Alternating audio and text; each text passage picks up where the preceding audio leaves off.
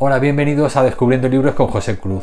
Yo soy José Cruz y esta semana os traigo, como habréis visto en el título, el primer book tag que hago, al que fui nominado por José del canal Libros en el Fin del Mundo, y que fue creado este tag por José Luis García Bugallo, un chico que también tiene canal de Booktube y que bueno, que ahora hoy también os voy a recomendar, ¿no? Porque hoy también, aparte del book tag que voy a hacer en lugar del book haul, pues también voy a recomendaros 3 canales. Y bueno, para empezar, creo que voy a empezar primero por las recomendaciones, igual que la semana pasada, de los canales. Y para empezar, hoy os traigo a una booktuber que me gusta mucho, que se llama Diana López, y su canal se llama El Libro Divergente. Diana López es una booktuber que me gusta mucho porque es una lectora todoterreno, es decir, es una lectora que lee de todo y nos lo reseña pues como suelo hacer yo. Hace sus wrap-up, sus reseñas de todo lo último que ha leído, y veo que tiene pues eso, una variedad de géneros muy interesante.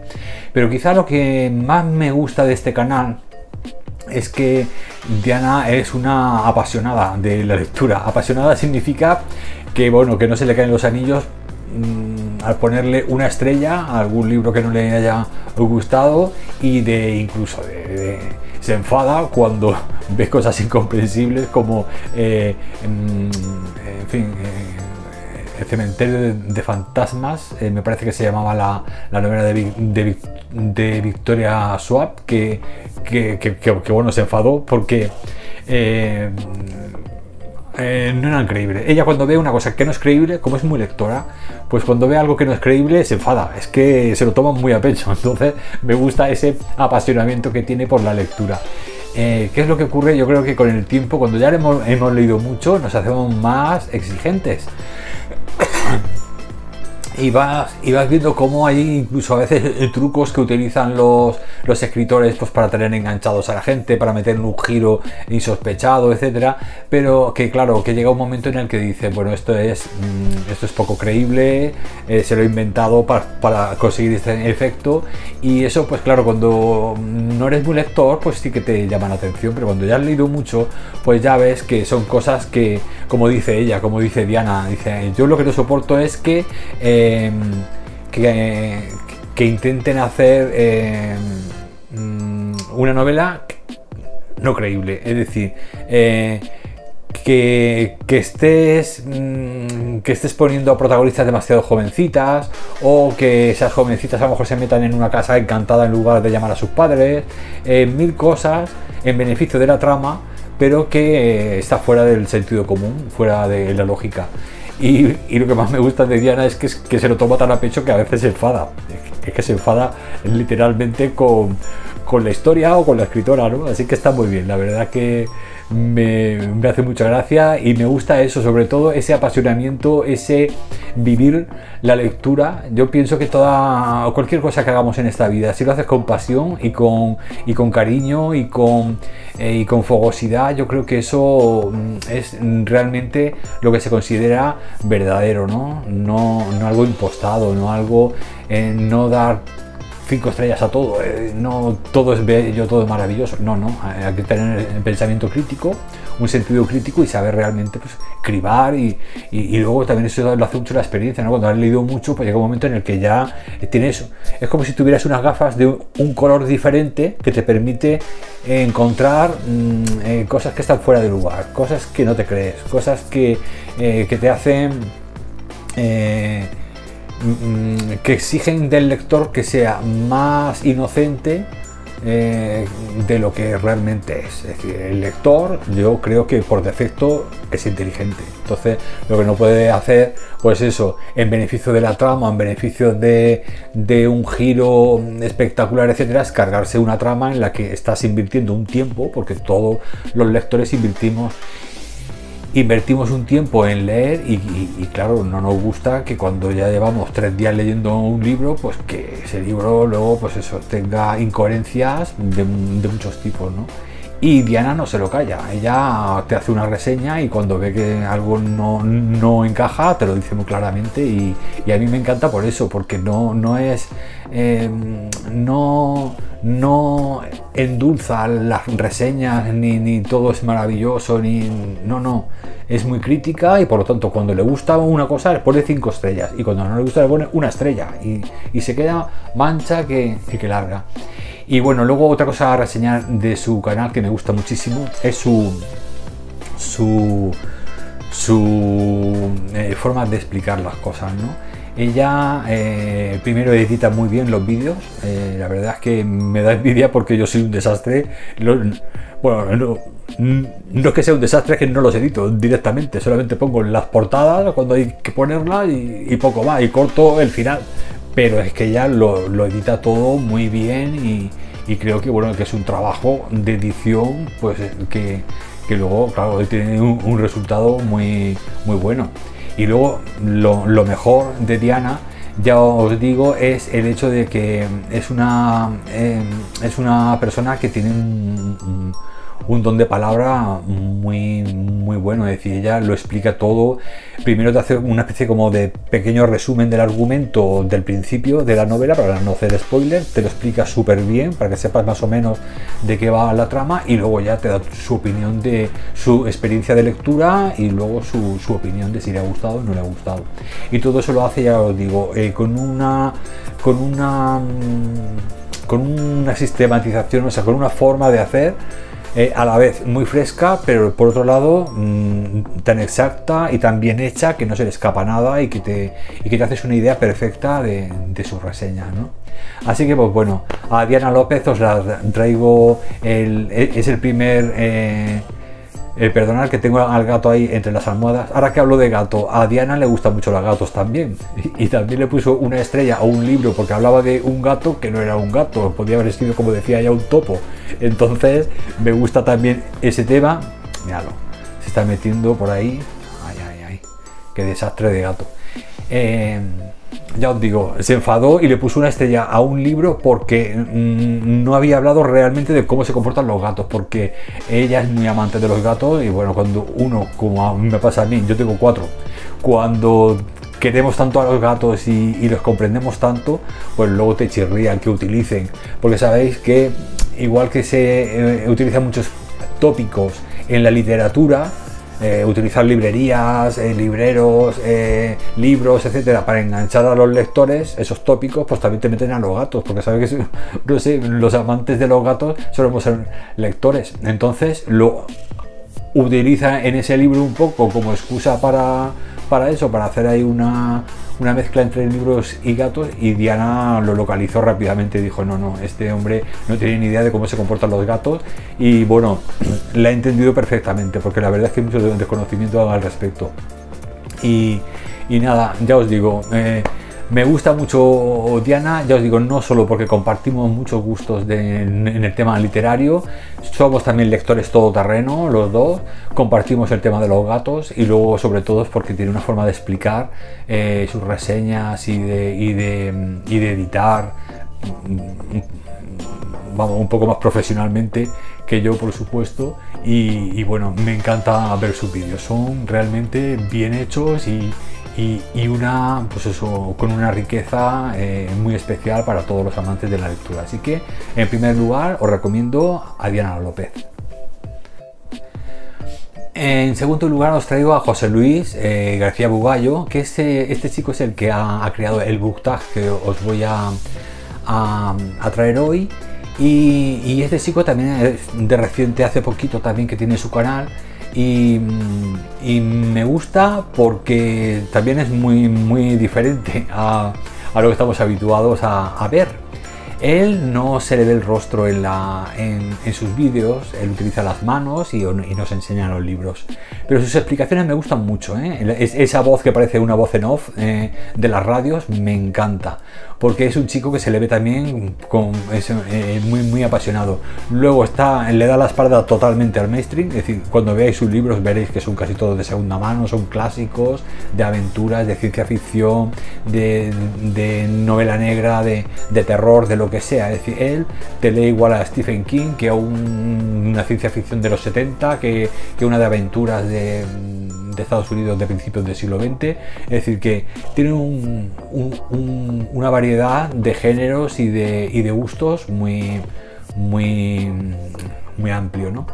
Y luego eso, a mí lo que más me gusta es su voz. Menos mal que, pues eso, que él, por ejemplo, es uno de los booktubers que suelo escuchar. Como él te planta el libro y a veces mueve las manos y solamente se escucha la voz, es uno de esos booktubers que me encanta escuchar en el coche. Cuando voy de camino al trabajo, normalmente me pongo a José Luis y lo voy escuchando, porque es que me gustan mucho sus reseñas, porque me recuerdan mucho, pues eso, a títulos que de una forma nostálgica yo leía cuando era mucho más jovencito, y que bueno, son clásicos que se han quedado, son clásicos más recientes. Sí que es verdad que no son los típicos clásicos estos victorianos y en fin del siglo XIX, que todos a los que todos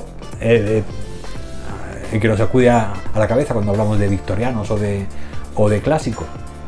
Son clásicos más recientes, de los 60, los 70, los 80, y bueno, y son, ya os digo, son títulos que a mí hay algunos que ya los he leído y me gusta recordar, o sea, escuchar a José Luis para que me recuerde de qué iba aquella historia y me teletransporta pues un poco a mi época en la que leía esos títulos, y luego pues también a otros más recientes de los 80 a los 90, como algunos libros de Stephen King que también ha reseñado.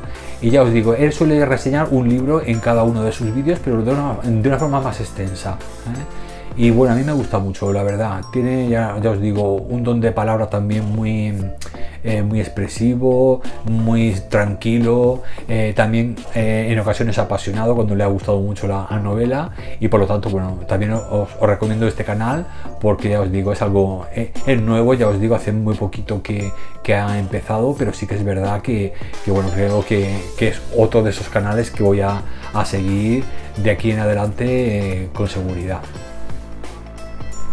Bueno, y en tercer lugar ya os traigo a Katia Fernández. Katia Fernández, además de lectora y booktuber, es escritora. Ha autopublicado hace poquito su libro, hace prácticamente un mes y medio o 2 meses. En fin, muy reciente. Y es una chica que, bueno, que su canal ya es, o sea, todavía más profesional todavía. Y bueno, ella sí que es verdad que bueno, que tiene una gran variedad de vídeos. No es solamente reseñas y tal. Muchas veces, aunque los booktubers normalmente cuando ofrecen las reseñas, muchas veces, pues como todo el mundo, estamos limitados por el tiempo, por la falta de tiempo, el trabajo, las cosas que tenemos que hacer, etcétera. Entonces, pues hay muchos booktubers, pues como yo, que nos tenemos que limitar a eso, a reseñar y poco más, porque ya os digo, si me pongo a editar vídeo y todas estas cosas, pues es tiempo, todo eso es tiempo que tienes que ir añadiendo y quitando a la lectura o a la escritura, porque yo también escribo, y entonces pues tienes un poco a veces que elegir ese orden, ¿no? de en qué tienes que utilizar el tiempo, porque lo tenemos limitado todo el mundo. Pero Katia, la verdad es que le ha puesto tanto mimo y tanto cariño a su canal, que podéis encontrar no solamente las típicas reseñas, los wrap-up de las lecturas últimas que ha leído de ese mes, sino que además os ofrece blogs, visitas a librerías, cómo prepara el bullet journal, su agenda de lecturas, prepara retos literarios, habla sobre la escritura, mil cosas. Es decir, que es un canal muy variado, y luego con una elegancia espectacular. La verdad es que el entorno, o sea, todavía no he empezado a hablar de ella, es decir, solamente el entorno, la forma de editar el vídeo, todo es muy profesional, muy elegante, todo lo hace con mucho gusto, y bueno, nada más que con eso ya consigues que disfrutes de una experiencia, porque como todo está relacionado con los libros, pues ya estás nada más que con ese ambiente en el que ella crea alrededor de sus libros. Ya te crea un ambiente acogedor que te invita a estar pendiente del vídeo y a no salir de él hasta que no acaba. Y ahora sí, ahora ya hablando de de Katia. Es una chica que, bueno, cuando la descubráis, cuando veis sus vídeos, veréis cómo es una persona muy, muy tranquila, muy reflexiva, habla de una forma, o sea, muy tranquila, muy con voz baja. Es decir, es una mujer que te arrastra un poco. Sabéis que vamos siempre todos locos, porque nos llevan, esta vida nos lleva a todos a un ritmo muy frenético. Pues Katia te coge por el hombro, te coge por la oreja y te dice: estate quietecico ahí, siéntate, relájate un rato que vamos a hablar de libros. Y así es como me siento yo cuando pongo un vídeo de Katia. Yo me siento ahí, me pongo a escucharla, y cuando está terminando el libro me ha cambiado el chip, es decir, me ha cambiado el estado de ánimo. Y eso es súper importante. ¿Por qué? Pues porque muchas veces con las prisas valoramos más la cantidad que la calidad del tiempo que estamos utilizando. Y es por eso por lo que Katia me gusta mucho. O sea, ella le da igual reseñar 2 libros, pero bien, o en fin, otras veces no, o sea, normalmente son más, ¿no? Son 5 o 7, pero cuando ella te reseña un libro se tiene que pegar el tiempo que necesite, y no hay problema con que el vídeo salga más largo, más corto, etcétera. Entonces eso se agradece, porque sabes que no solamente no se va a dejar nada en el tintero, sino que te va a hacer un análisis muy profundo de las novelas.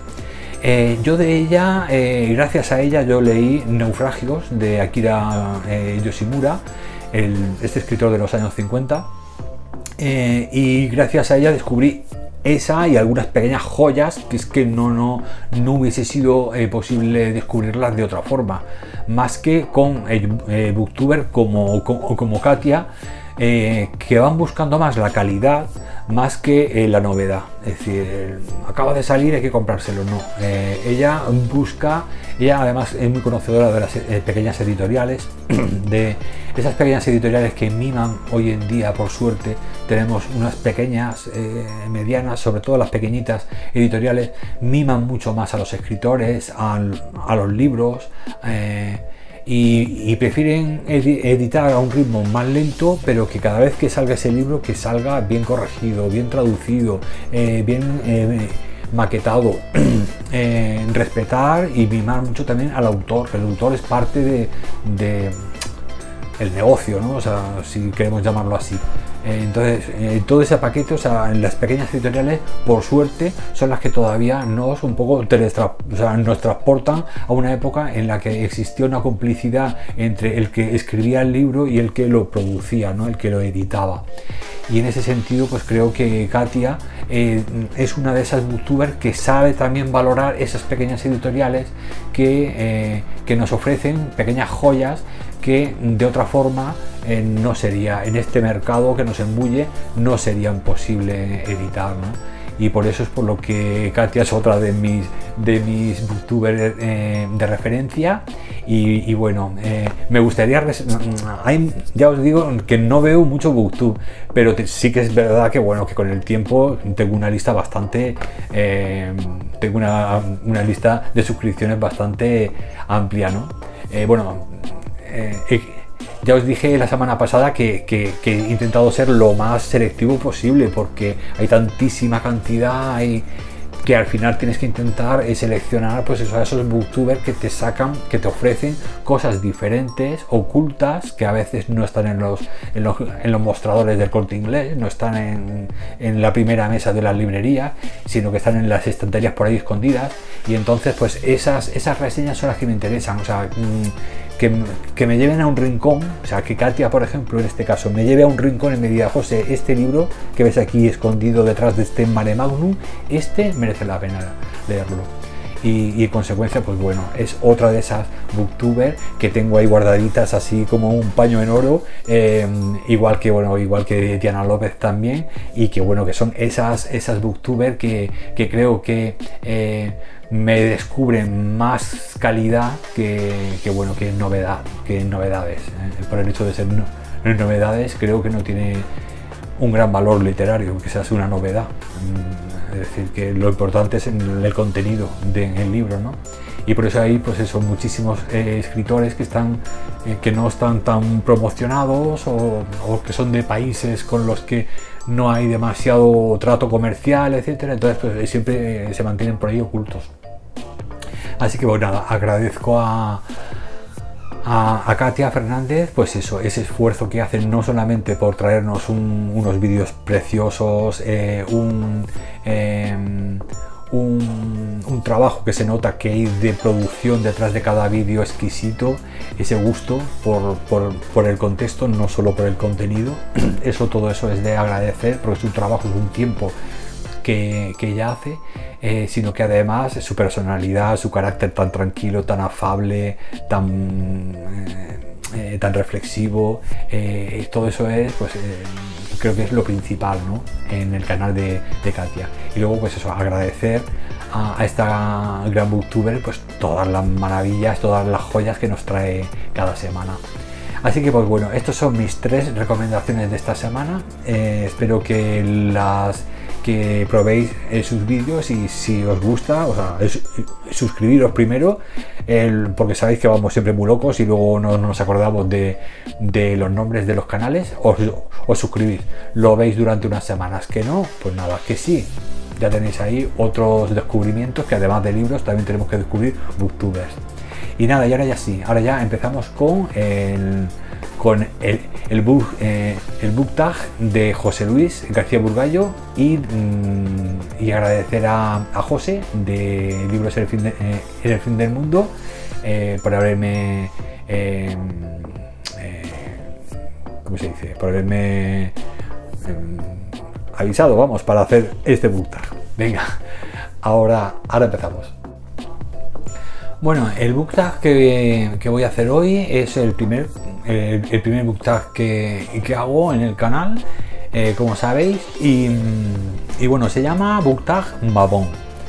Es un book tag que, según José, cuando lo vi en su canal, cómo lo respondía y cómo lo presentaba, él, claro, se informó, y bueno, parece ser que el Mabón surge de un tema pagano, de temas paganos relacionados con la tierra, con los misterios de los bosques, de la naturaleza, etcétera.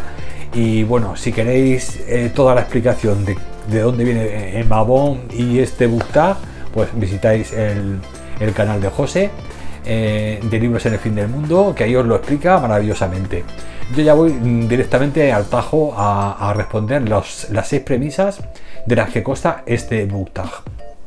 La primera se llama Libro con luces y con sombras. Para responder a esta premisa, bueno, se supone que son libros que te han gustado por una cosa y no te han gustado por otra. Voy a traer Las flores de Hiroshima, de Edita Morris.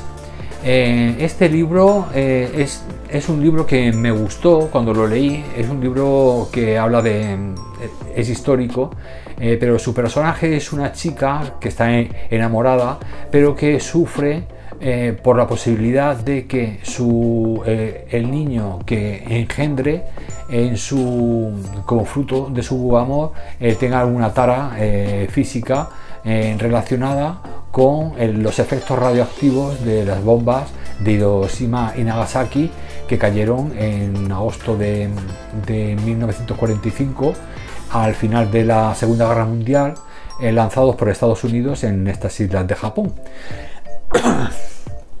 Y me ha gustado, pues, porque primero te hace Edita Morris lo que son las luces.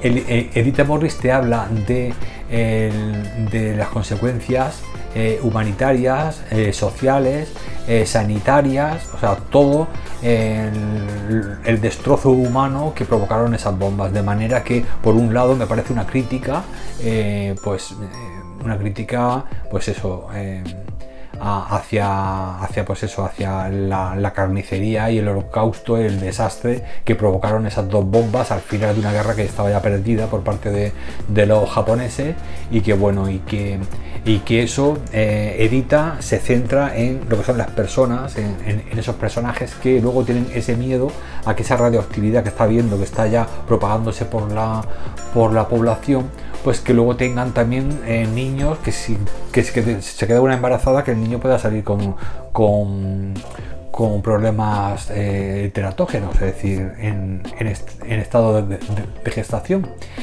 Y esa es la parte de las luces, es decir, que en ese aspecto bien, ¿no? Es decir, una especie de crítica pues a esa crisis humanitaria que produjeron las bombas. Las sombras de esta novela es que no profundiza en el origen, ¿no? O sea, no profundiza en la responsabilidad que tuvo Estados Unidos en ese sentido, en ese momento, lo fuera de lugar que estuvo el lanzar esas bombas. Solamente lo hicieron para asustar a la Unión Soviética, como diciendo que sepáis que estamos aquí con bombas atómicas y tal, como para... Ahí es donde prácticamente ya empezó ya la Guerra Fría, asustándose los unos a los otros. Pero lo que es el tema del origen, de dónde sale la responsabilidad o la culpa de esas cosas, ahí ya no entra. Ella solamente es que, pues bueno, que las bombas fueron muy malas porque ocasionaron esto y lo otro y ya está. Pero no profundiza más, no denuncia, es decir, no se trata de una novela de denuncia que diga, pues mira, esta responsabilidad de esto, de esta gente por esta causa política o de estrategia diplomática o de asustarse unos bloques a los otros y estas cosas.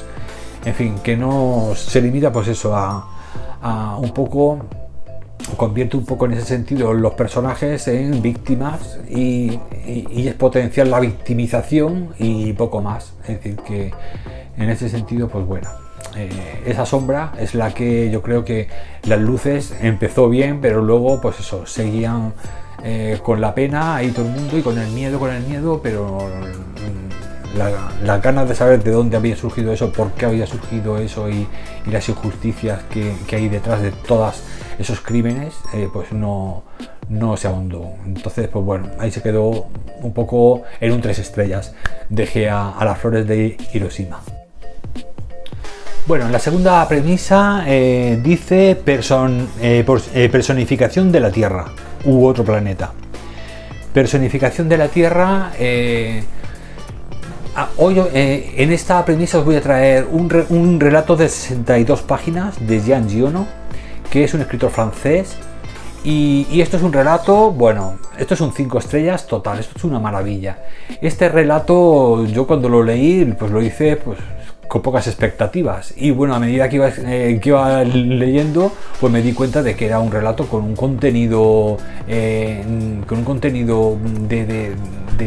riqueza bestial. La trama va de un señor, de un hombre que sufre la Primera y la Segunda Guerra Mundial y vive cerca de un bosque en Francia. Es un área que creo que hoy en día creo que está por la Provenza, entre Normandía y la Provenza, o sea, un poco al sur de Francia. Bueno, pues cuando hay guerras no solamente caen las personas, sino que también arrasan los bosques, la naturaleza también sufre. De hecho, no sé si sabréis que en la Primera Guerra Mundial cayeron tantas bombas, bueno, y en la Segunda más todavía, cayeron tantas bombas que hubo un tiempo en el que no creció nada durante hectáreas y hectáreas, o sea, en toda la zona donde estuvieron las barricadas aquellas, las trincheras. Habían tantos agujeros de artillería allí y tan profundos que allí no se plantó nada durante mucho tiempo. Y bueno, este libro es uno de esos libros que cuando terminas te quedas pensativo durante mucho tiempo, ¿no? En esta historia ya os digo que el protagonista es un hombre que sufre las 2 guerras mundiales y vive ahí cerquita del bosque y ve que el bosque pues con las bombas lo arrasan, y entonces él lo que hace es empezar a caminar y va y empieza a recoger como unas piñas, como unas piñitas que luego sirve para replantar nuevos árboles. Y el hombre empieza, donde habían destruido todo un bosque, empieza el hombre otra vez a a plantar. ¿Por qué? Porque resulta que sabéis que vosotros que los bosques son los que atraen el agua. Donde hay bosque hay agua. Si no hay bosque, el río tarde o temprano deja de pasar por ahí o cambia de sentido o se seca, que es lo que ocurrió tras la Primera Guerra Mundial. Se secó el río y toda una región entera que antes había sido agrícola murió.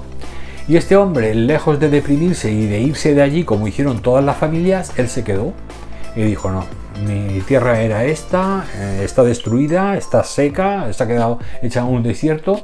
Y empezó sabía que para recuperar otra vez un desierto y coger y volver a convertirlo en un sitio fértil y verde, hay que plantar árboles sí o sí. Entonces lo que hizo fue eso, ir a por piñas, empezó a traerse las piñas y empezó a plantar otra vez por todo. Él solito, no había nadie, él vivía solo, no tenía esposa ni nada. Empezó a plantar, aquello empezó a crecer, que el tío volvió a crear un bosque entero. Llegó la Segunda Guerra Mundial y lo arrasaron otra vez todo. Pues bueno, todo el mundo se largó de allí otra vez y tal, y él cogió y empezó otra vez a replantar el bosque. Y hoy en día el bosque que replantó aquel hombre, que se llamaba, a ver, un segundito que os lo digo, se llamaba Bouffier, el señor Bouffier, cuando acaba la Segunda Guerra Mundial, aquel bosque que él había replantado solo, hoy en día se considera una zona natural, de reserva natural, de la riqueza que tiene aquel bosque. Y aquellos ríos y todo, está verde, está precioso. Y fue aquel hombre, el esfuerzo de una sola persona, el que consiguió salvar a la naturaleza de las manos del hombre, de la agresividad y de las guerras del hombre. Esto que parece una fábula, que parece un cuento, pues ocurrió realmente. Es decir, es algo que ocurrió realmente, y creo que el hombre tiene allí una placa honorífica o un monumento, no sé lo que le han hecho allí en aquella zona, porque aquel hombre consiguió dar vida a toda una cuenca entera de bosque que había arrasado. Por lo tanto, pues bueno, me pareció un relato precioso, y creo pues que para esta premisa de la tierra, o sea, creo que es lo más adecuado.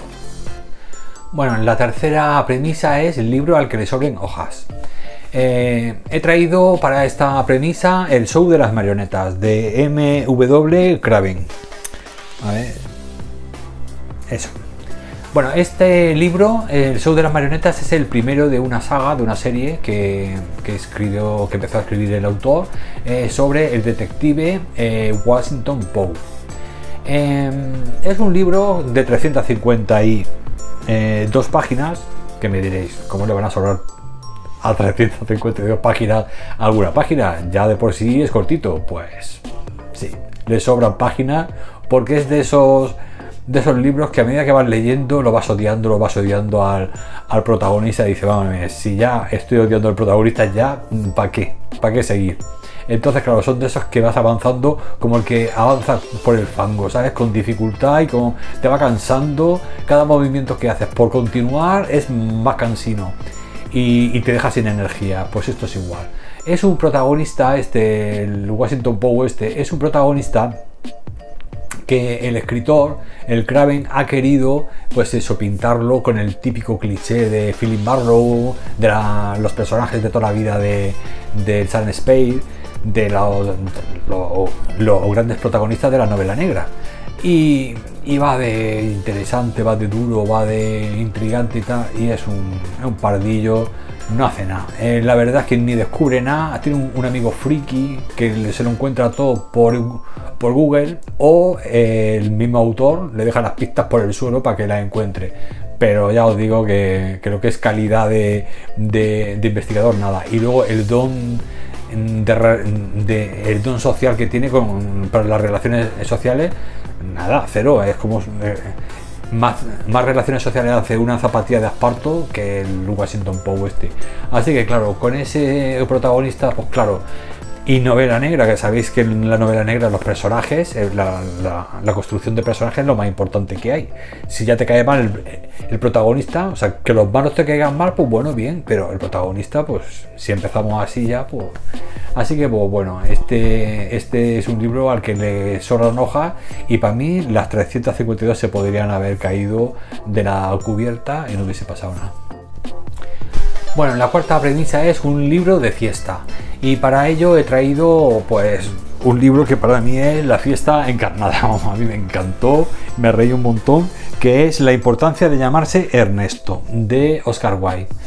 Lo de Ernesto ya sabéis que es como un juego de palabras del inglés, es decir, que nosotros no lo entendemos porque es como un juego de palabras que ellos sí que, por la estructura de su lenguaje, sí que tiene sentido, pero para nosotros pues, nos lo explica en el prólogo de la novela, pero por eso por lo del nombre Ernesto. Bueno, pues con esta obra, bueno, es una obra de teatro muy breve, de 52 páginas, y en ella, pues bueno, se suceden una serie de circunstancias, es como un lío, ¿no? O sea, como una novela de enredo, de esas unas novelas de enredo de principios del siglo XX aquí en España, que está chulísima. Aquella novela, aquella obra de teatro, esta obra de teatro supuso una corriente de aire fresco en la sociedad encorsetada de aquella época victoriana. Eran todos tan estrictos, todos tan conservadores y eso, que esto fue como una especie de no sé, como de convulsión, ¿no?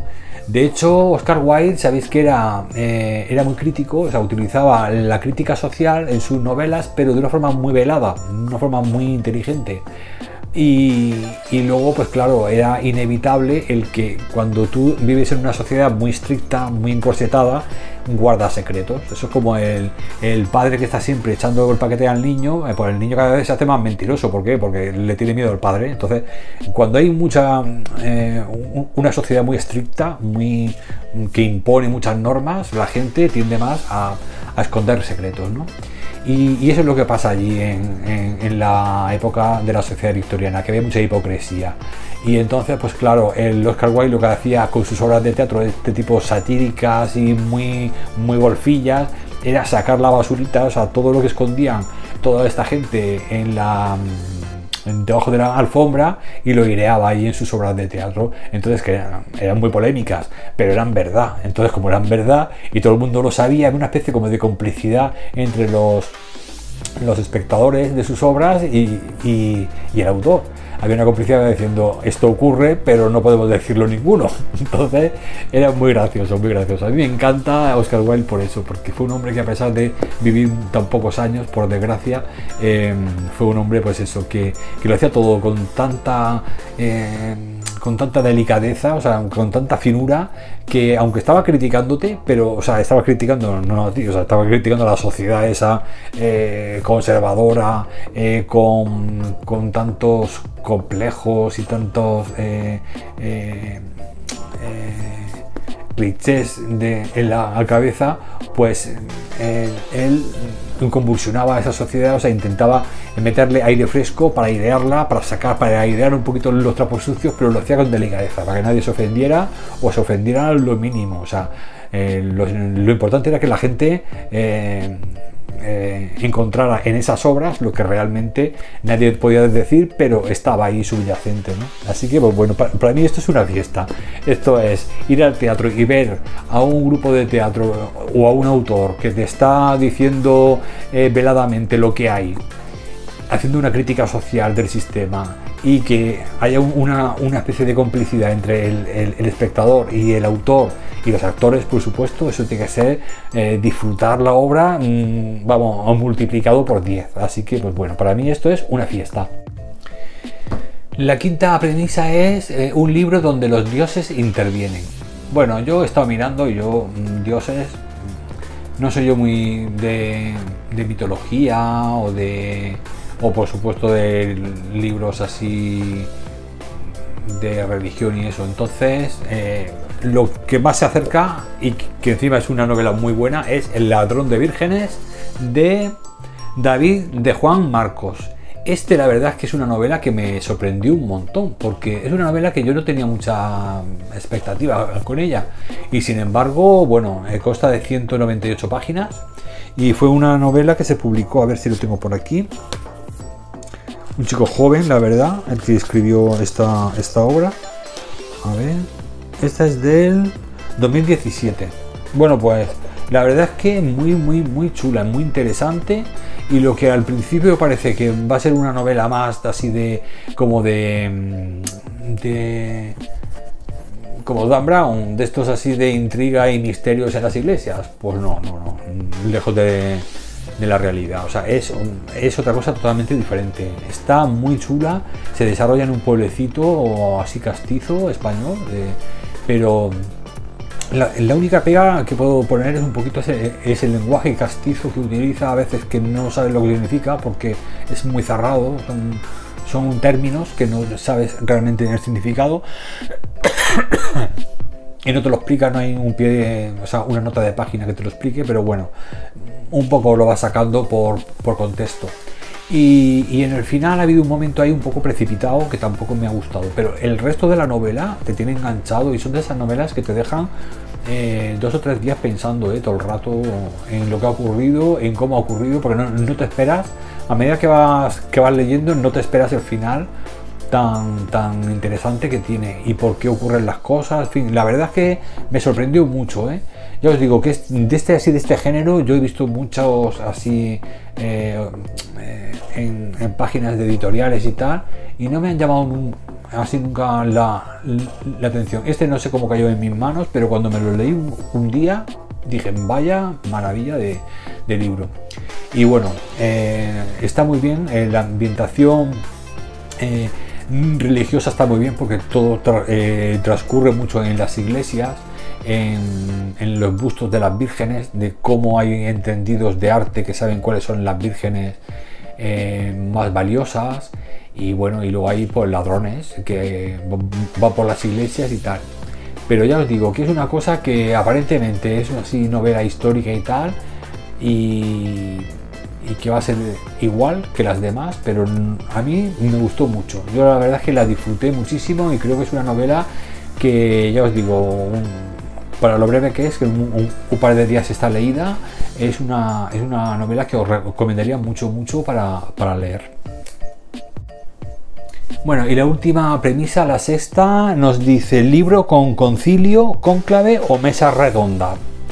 Bueno, pues si no he leído libros con dioses, pues mucho menos con con concilios, cónclaves y mesas redondas. Pero bueno, os voy a... Aunque no esté bien, lo estaba pensando, digo, no sé si hacerlo o no hacerlo, pero digo, mira, lo voy a hacer, porque es que es el único donde hay una especie de cónclave, hay una especie de mesa redonda misteriosa que sale en él, y por lo tanto, pues viene al caso. Y como de verdad que de lo que he leído nunca me ha salido algo así, un cónclave de estos, pues entonces al final he decidido traerlo uno de mis libros, en el que sí que sale una especie de secta misteriosa, pues que se reúne en los sótanos de un castillo, y es mi tercer libro, mi último libro, El secreto de Edín. El secreto de Edín es una novela de vampiros, pero ya os digo que hay una hermandad misteriosa, digo misteriosa no solamente para los vampiros, sino para el mundo, es decir, se mantiene oculta bajo los sótanos de una iglesia de Lituania, y son los únicos que mantienen viva la defensa de la humanidad con respecto a los vampiros. Entonces se desarrollan esos cónclaves, esas reuniones misteriosas con esas normas estrictas de las hermandades, rollo los masones y eso. Bueno, pues así se desarrolla esas reuniones allí bajo en los sótanos de esa iglesia de Lituania, y hablan sobre pues el protagonista de esta novela, que es un vampiro.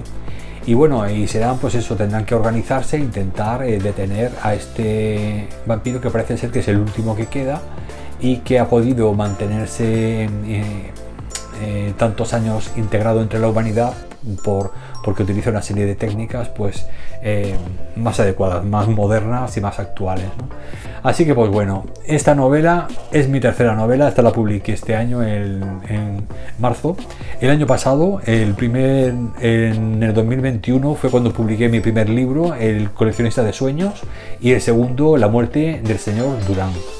Y este tercero, El secreto de Edín, que Edín es la chica protagonista que se va a estudiar, empieza su carrera universitaria en la Universidad de Tierras Altas en Inverness, la capital de las Tierras Altas en Escocia. Y pues bueno, allí en la universidad pues descubrirá pues que existe un profesor extraño. Entonces pues bueno, empezará ahí la historia. Y bueno, esta es mi tercera novela, y ya os digo que este libro tiene una secta, una hermandad religiosa, que es la única pues que bueno, que no se toma a broma el que aún en el siglo XXI sigan existiendo vampiros, y por lo tanto han estado también diseñando técnicas para poder destruirlo, pues igual que él ha ido evolucionando para defenderse y para ocultarse de los cazadores, de que alguien lo cace. Pues esta hermandad son los únicos que tienen capacidad para matarlo. Y bueno, pues una novela de vampiros que está bien. Yo no, como la he escrito yo, por supuesto no voy a ponerle ni una estrella, así que vosotros veréis. Si alguna vez os lo leéis, eso sí, ya me estáis diciendo en los comentarios qué os ha parecido. Y bueno, ya con este último libro ya acabó el book tag para el que me nominó, para el que me nominó José, de Libros en el Fin del Mundo. Ya os digo que ha sido mi primer book tag. Espero que os haya gustado. No sé si algún libro no habrá sido muy adecuado a la premisa, pero bueno, así más o menos yo creo que he salido del paso. Y bueno, y ya pues el jueves, este jueves creo que toca ya el especial de Halloween. No lo sé, es que no sé cuándo voy a subir el vídeo este. Bueno, no adelanto nada porque como esto es para el lunes que viene, pues no sé. Bueno, pues nada, que espero que os haya gustado este book tag. Muchas gracias a José de Libros en el Fin del Mundo por haberme nominado, y a José Luis García Bugallo por haber creado este book tag. Ya os digo que si queréis saber más sobre el Mabón, sobre el origen de este book tag, pues bueno, visitáis al canal de José, que es que lo explica, vamos, como las joyas. Mejor yo jamás podría explicarlo, así que os vais a su canal y ahí veréis cómo en su book tag lo explica como los soles. Así que pues bueno, muchas gracias una semana más por estar aquí, y ya nos vemos la semana que viene. Un abrazo, lectores.